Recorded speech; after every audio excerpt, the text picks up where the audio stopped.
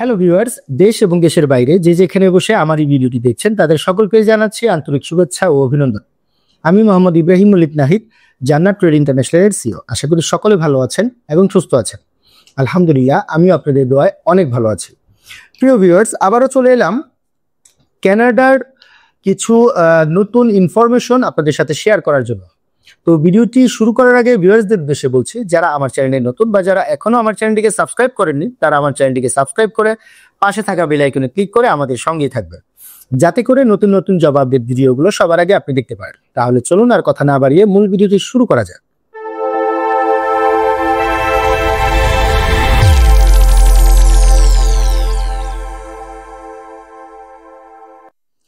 প্রিয় ভিউয়ার্স, আপনারা হয়তো জানেন আমি ইউরোপের বিভিন্ন অথেন্টিক ইনফরমেশন আপনাদের সাথে সবসময় শেয়ার করে থাকি। তো মূলত আজকে বিষয়টি হচ্ছে যে কানাডার জন্য অনেকে ফাইল জমা করতে চাচ্ছেন, বিভিন্ন এজেন্টের কাছে ফাইল জমা দিয়েছেন, আপনারা বিভিন্ন ইনফরমেশনগুলো জানেন না। এই কারণে অনেক সময় দেখা যাচ্ছে যে আপনারা যাদের সাথে টাকা লেনদেন করছেন ওইখানে আপনারা প্রতারিত হচ্ছেন। সমস্ত কিছু করার আগে যে কোনো দেশে যাবেন সেই দেশের বিভিন্ন ওয়েবসাইট সম্বন্ধে বা সেই দেশের কালচার বা ভিসার ক্যাটাগরি সম্বন্ধে আপনারা ধারণাগুলো নিয়ে আপনারা বাসায় বসে নিজের ভিসার জন্য নিজেই অ্যাপ্লাই করতে পারবেন।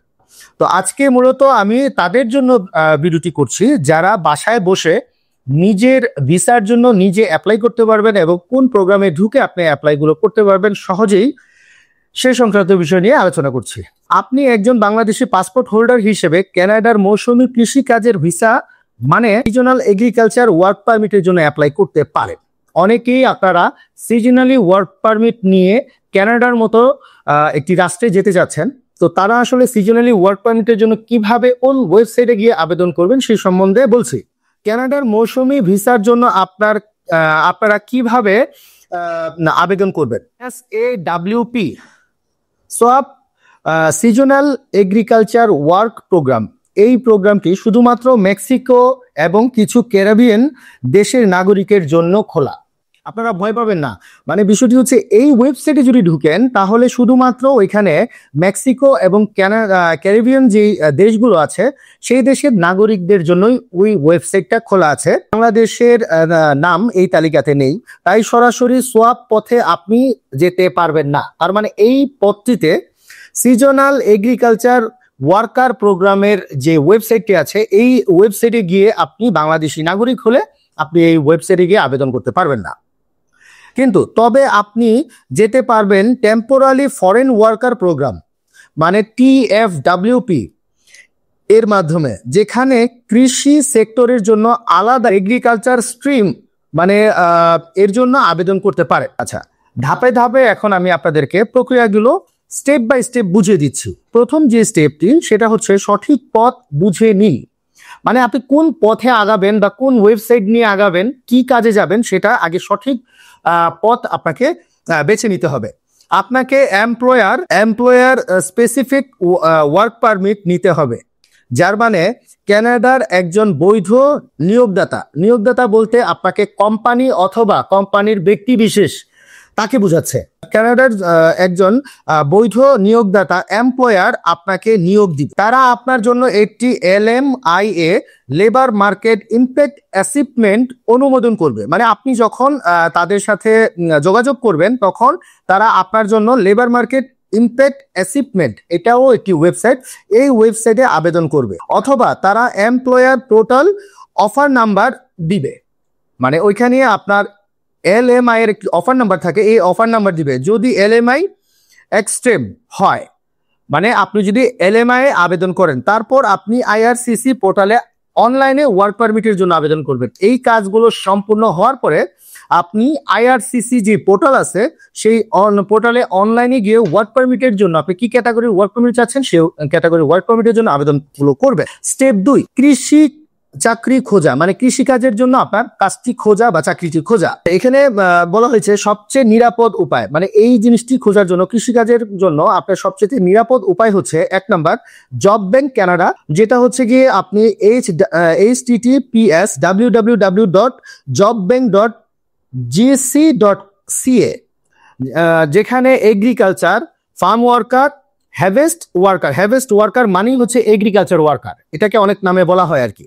আচ্ছা, লিখে সার্চ দিবেন এবং এলএমআই রিকোয়েস্টেড বা ওপেন টু ইন্টারন্যাশনাল ক্যান্ডিডেটস ফিল্টারটি ব্যবহার করবে। 2 নম্বর হচ্ছে প্রাথমিক কৃষি সংস্থা বা অফিসিয়াল ফার্ম সাইট থেকেও আবেদন করতে পারেন। মানে ওই প্রথমে যেটা বললাম এটা ছাড়াও আপনি ফার্স্ট সাইট করতে পারেন, মানে কি এই প্রোগ্রামেও আপনি আবেদন করতে পারেন যদি আপনি চান। এরপর হচ্ছে অন্য কোনো এগ্রিকালচার বা কনসালটেন্সির মাধ্যমে টাকা দিয়ে চাকরি নেয়ার নিরাপদ বিপজ্জনক।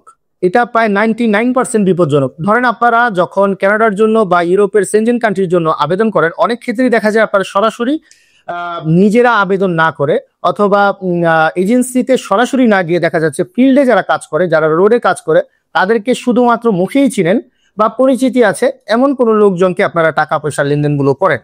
এখন দেখা যাচ্ছে তারা তো নিজেরাই জানে না কিছু, তারা আপনাকে কি হেল্প করবে। এই জন্য আপনারা যদি কোনো নিজেরা কাজগুলো করতে না পারেন, সেক্ষেত্রে বিশ্বস্ত যে সমস্ত ট্রাভেল এজেন্সিগুলো আছে খোঁজ খবর নিবেন। সবাই তো সবাইকে ভালো বলবে, আমি নিজেকে সবসময় ভালো বলবো, কিন্তু তারপরও আপনার নিজস্ব একটা জ্ঞান বুদ্ধি আছে, আপনি বুঝবেন, বোঝার পর যাকে আপনার কাছে বিশ্বস্ত মনে হবে তার সাথে আপনি কাজগুলো করতে পারেন।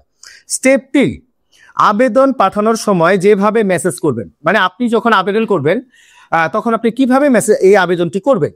নিজের মতো করে ছোট ও পেশাদার ইমেল বা মেসেজ লিখবেন, মানে অনেক বড় করে না লিখে খুব শর্টেও কিন্তু আপনি আপনার ভাবটা প্রকাশ করতে পারেন। অনেক ক্ষেত্রে দেখা যায় অনেক বড় বিস্তারিতভাবে যখন আপনি একটি অ্যাপ্লিকেশন লিখবেন তখন তাদের পড়তেও কিন্তু একঘেয়েমি লাগবে। এই জন্য খুব শর্ট কথায় এবং ইম্পর্টেন্ট কথা লিখে যদি আপনি দেন তাহলে জিনিসটি ছোট হলেও পড়তেও ভালো লাগবে।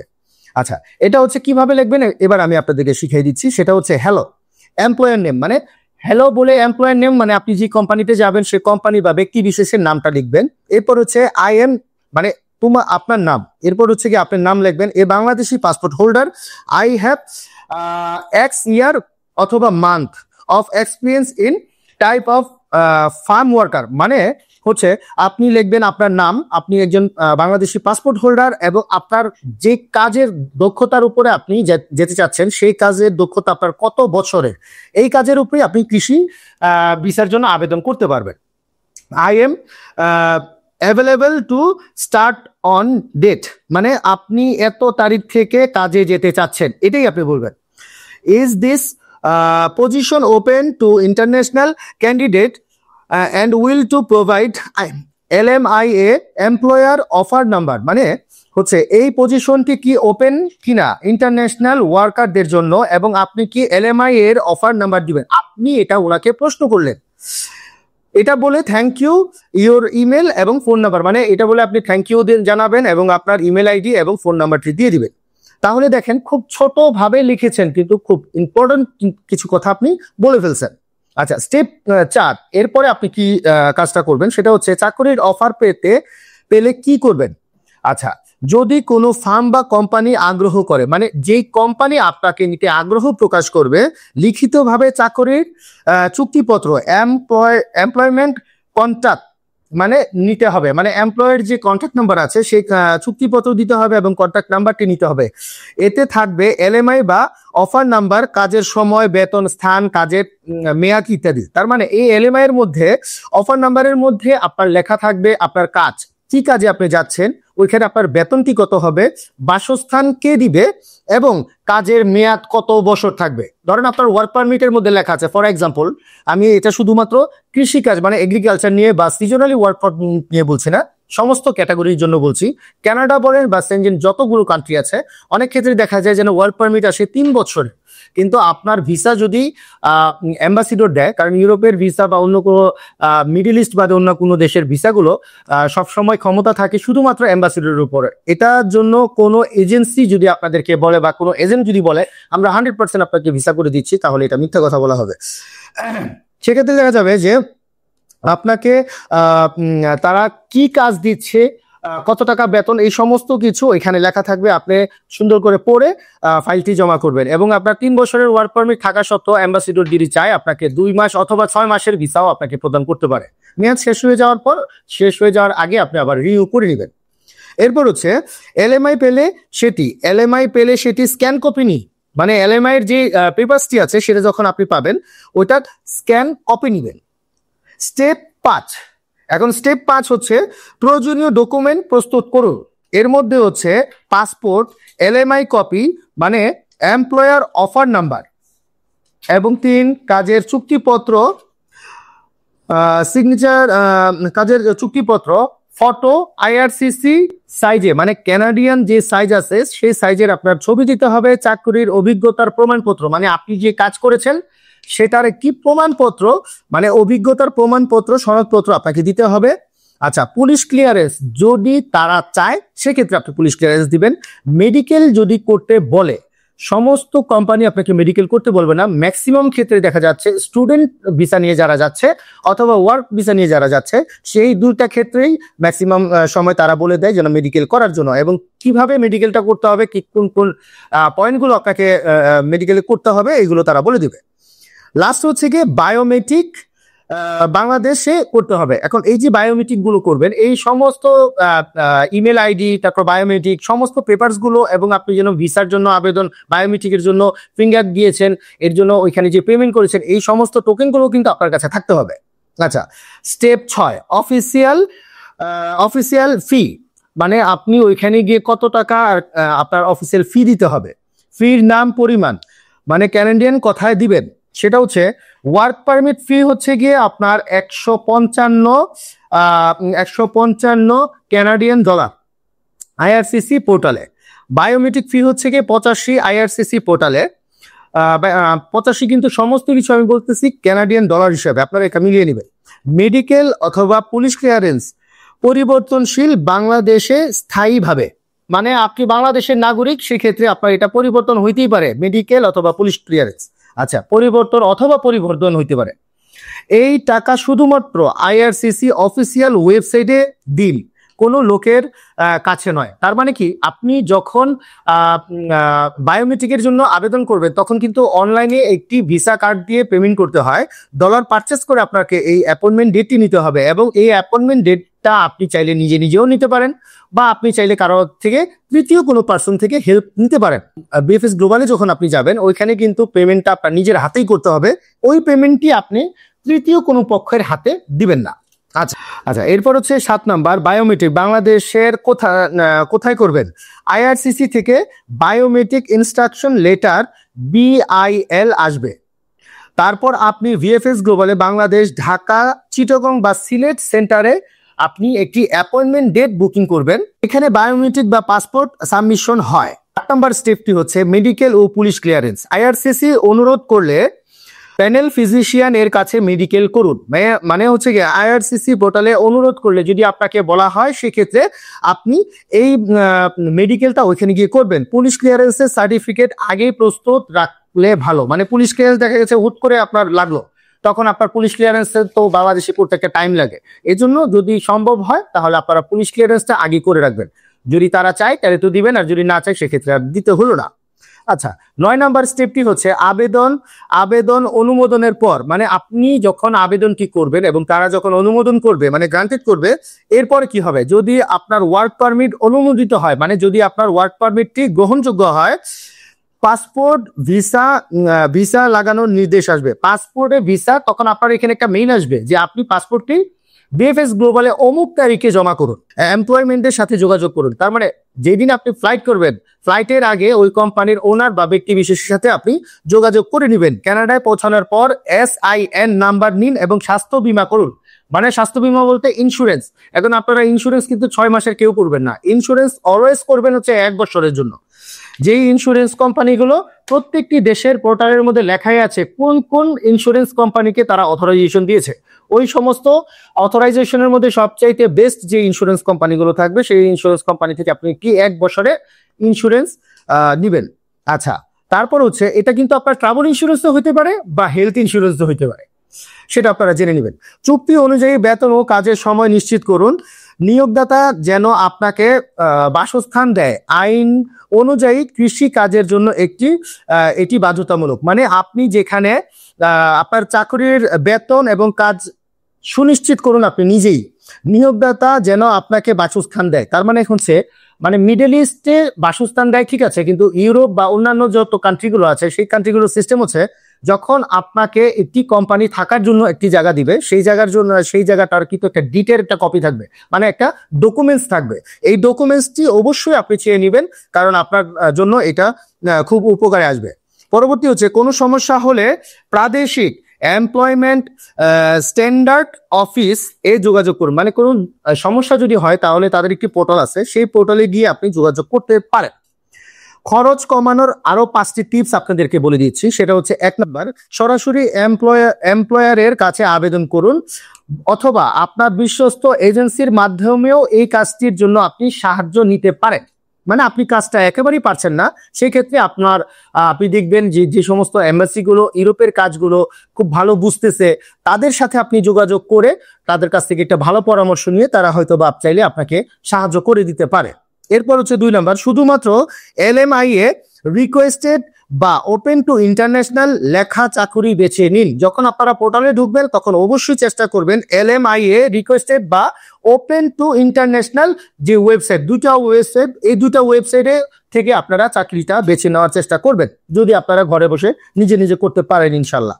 কেউ যদি চাকরির বিনিময়ে গ্যারান্টি বা LMI কিনতে বলে সেটা প্রতারণা।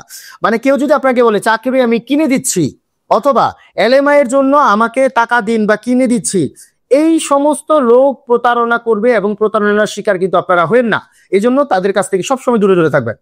IRCC ফি নিজে অনলাইনে দিন, অন্য কাউকে না। IRCC পোর্টালের যে ফিটা আছে সেই ফিটা কিন্তু আপনি অন্য কাউর হাতে দিবেন না, হয়তোবা আপনি নিজে প্রদান করবেন, অথবা এই সমস্ত কাজ যারা করেছে, যাদের এই সমস্ত কাজের এক্সপিরিয়েন্স আছে, তাদের সাথে যোগাযোগ করে তাদের সাহায্য নিতে পারেন। এবং সর্বশেষ হচ্ছে সব রসিদ, চুক্তিপত্র ও মেইল কপি রাখুন। কিছুক্ষণ আগে আপনাকে বলেছি বায়োমেট্রিকের জন্য যে মেইলগুলো আপনারা করছেন, সেই মেইল এবং টোকেন যত কিছু আছে, যত পেপারস গুলো আছে, মোট কথা হচ্ছে গিয়ে কানাডার জন্য বা ইউরোপের জন্য, যে কোনো দেশের জন্য ফার্স্টে যে কাজ শুরু করবেন তখন থেকে নিয়ে লাস্ট পর্যন্ত যতগুলো ডকুমেন্টস থাকবে সবগুলো আপনারা গুছিয়ে যত্ন করে রাখার চেষ্টা করবেন। কখন কোন ডকুমেন্টস গুলো আপনাদের লাগবে এটা আপনারা বলতে পারবেন না। আচ্ছা, কতদিন সময় লাগতে পারে, সম্ভাব্য কতদিন সময় লাগতে পারে আপনাদের কানাডাতে পৌঁছাইতে, যদি আপনারা নিজেরা কাজ করেন বা থার্ড কোনো পার্টির থেকে আপনারা সাহায্য নেন? তো এই ক্ষেত্রে আমি একটু বলতে চাই, সেটা হচ্ছে যারা মিডল ইস্টে যাবেন তাদের ক্যাটাগরি কিন্তু এক লেভেলের থাকে, এবং যারা আসলে ইউরোপ কান্ট্রি বা সেনজেন কান্ট্রি অথবা এরকম ভালো কোনো কান্ট্রিতে যেতে যাচ্ছেন, তাদেরকে কিন্তু ধৈর্য থাকতে হবে। এখন অনেকেই আমার কাছে বলে যে ভাই 3 মাসে অস্ট্রেলিয়াতে পাঠাই দিবে। হ্যাঁ, পাঠাবে। এটা আপনাকে স্বপ্নে পাঠাবে। আদৌ কি ভাই আসলে 3 মাসে যাওয়া পসিবল? কারণ আমি আপনাকে এখন সম্ভাব্য যে সময়টা বলবো সেটাও 3 মাসের থেকে অনেক মাসের একটা গেম। সেটা হচ্ছে ধাপ এবং সময় বলি। চাকরি পাওয়ার জন্য যে সময়টা লাগবে সেটা হচ্ছে 1 থেকে 3 মাস। তার মানে আমরা 1 মাস 2 মাস ধরবো না, 3 মাসটাই ধরে রাখি। 3 মাস যদি ধরি, LMI অনুমোদন দিতে আপনার 1 থেকে 2 মাস লাগবে, তাহলে 3 মাস আর 2 মাস কত হলো? 5 মাস। ওয়ার্ক পারমিট প্রসেসিং করার জন্য যে সময়টি লাগবে সেই সময়টি হচ্ছে 2 থেকে 3 মাস। তাহলে এখানেও যদি আমি 3 মাস ধরি, তাহলে 5 আর 3 হয়ে যাচ্ছে কত? টোটাল 8 মাস। এবং এই যে লাস্টে কথাটা বললাম ওয়ার্ক পারমিট প্রসেসিং এর কথা, 2 থেকে 3 মাস, এটা কিন্তু দেশ ভিত্তিক ভাবে হবে। ধরেন বাংলাদেশে অনেক প্রবলেম থাকে বা অনেক ধরনের ঝামেলা থাকে, এখানে আপনার 3 মাসের জায়গায় 4 মাসও হয়ে যেতে পারে। এর জন্য আপনারা একটা কথা মাথায় সেট করে রাখবেন, যদি আমরা আপনাদেরকে 8 মাসের কথা ধরি তাহলে আপনারা 10 মাসের হিসাব রাখবেন। ভাই, আপনাদের মধ্যে যদি ন্যূনতম ধৈর্য না থাকে, তাহলে ভালো যত এজেন্সিগুলো আছে যারা আপনাদেরকে সাহায্য করতে পারে, যদি বুঝতে পারে আপনাদের মধ্যে তাড়াহুড়া, কখনোই তারা কাজ নিবে না আপনাদের হাতে। কারণ তাড়াহুড়া করে আপনি ইউরোপ কখনোই যেতে পারবেন না। আপনার মধ্যে ধৈর্য থাকতে হবে। এবং এই যে ইউরোপে যে কোনো দেশে আপনি যান না কেন, এই যে সময়টি আপনি পাচ্ছেন, যাওয়ার আগ পর্যন্ত যে সময়গুলো পাচ্ছেন, এই সময়ের মধ্যে আপনারা কি করবেন, যে দেশে যাবেন সেই দেশের মৌলিক ভাষাগুলো আপনারা ঘরে বসে গুগলে বা ইউটিউবে সার্চ দিয়ে আপনারা এই সমস্ত ভাষাগুলোর উপরে একটা প্র্যাকটিস করতে পারেন। এটাতে কি হবে, আপনি যে ওই দেশে যাবেন, যাওয়ার পর আপনার হাতে খড়িটা যদি বাংলাদেশ থেকে নিয়ে যান, তাহলে আপনার সামনের ভবিষ্যৎটা খুব উজ্জ্বল থাকবে। কারণ সবকিছুই হবে আপনার ভাষার দক্ষতার উপর দিয়ে। আপনি যখন ভাষাটা অতি তাড়াতাড়ি আয়ত্ত করে নেবেন, তখন দেখা যাচ্ছে শুধুমাত্র এই কাজ ছাড়াও আপনি নানান ধরনের কাজগুলো করতে পারবেন। ফর এক্সাম্পল, আপনি যে কাজ নিয়ে যাচ্ছেন এই কাজ আপনার ভালো লাগলো না, অন্য কোনো কাজ আপনি নিবেন। তখন আপনার কিন্তু তাদের সাথে গিয়ে কথা বলতে হবে, এই জন্য আপনাকে ভাষার উপর অবশ্যই দক্ষতা নিতে হবে। তো আসলে আমি মূলত আপনাদেরকে কি বেসিক নলেজ দেওয়ার চেষ্টা করেছি। এখানে আপনার এগ্রিকালচার সহ অন্যান্য সমস্ত ক্যাটাগরি বিষয় আমি আপনাদেরকে বলে দিয়েছি। মূল ফোকাস দিয়েছি শুধুমাত্র এগ্রিকালচারের উপরে। কেন? কারণ বাংলাদেশে এমন অনেক লোক আছে যারা আন্ডার মেট্রিক, কিন্তু তারা একটু ভালো রাষ্ট্রে যেতে যাচ্ছে। তো সেক্ষেত্রে আপনারা টাকাই শুধু দিয়ে যাচ্ছেন, কিন্তু কাজ কিন্তু হচ্ছে না। কেন? কারণ আপনি সঠিক পথ নিজেই তো জানেন না, এবং যাদেরকে ফিল্ডে যারা কাজ করছে তাদেরকে দিচ্ছেন, তারা তো ঠিক মতো কানাডার বানানই করতে পারবে না, তাহলে তা আপনাকে কেমনে পাঠাবে? এই জন্যই তারা বলে আপনাদেরকে 3 মাসে আপনাদেরকে পাঠাবে। এটা শুধুমাত্র স্বপ্নেই পসিবল। তো যাই হোক, আমার এই ভিডিওটি আশা করি আপনাদের খুব উপকারে আসবে। আমার এই ভিডিওটি বেশি বেশি লাইক, কমেন্ট, শেয়ার করে দিন। আপনি আপনার বন্ধু বান্ধব আপনজনদের কাছে আমার এই ভিডিওটি শেয়ার করে দিন, যাতে করে তারা এই ভিডিওটি দেখে ইনফরমেশন নিয়ে তারা ঘরে বসে সুন্দরভাবে অ্যাপ্লাই করতে পারে। তা আজ এ পর্যন্তই, দেখা হবে সামনের কোনো অথেন্টিক ইউরোপের ইনফরমেশন নিয়ে। সে পর্যন্ত সবাই ভালো থাকবেন, সুস্থ থাকবেন এবং জান্নাত ট্রেড ইন্টারন্যাশনালের সঙ্গেই থাকবেন। আসসালামু আলাইকুম ওয়া রাহমাতুল্লাহি ওয়া বারাকাতুহু।